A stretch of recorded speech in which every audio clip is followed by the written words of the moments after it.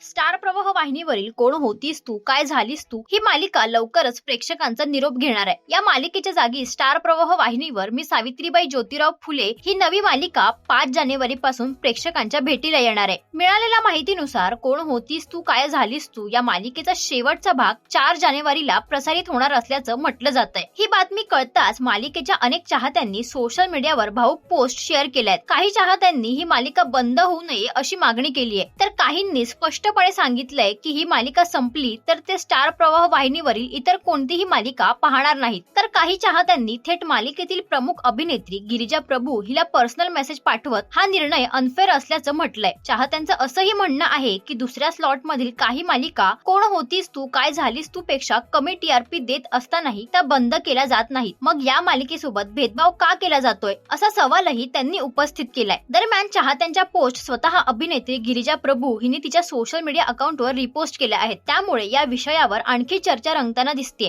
तर आता कोण होतीस तू काय झालीस तू या मालिकेने खरंच निरोप घ्यायला हवा का, यावर तुमचं काय मत आहे हे आम्हाला कमेंट्सद्वारे नक्की कळवा।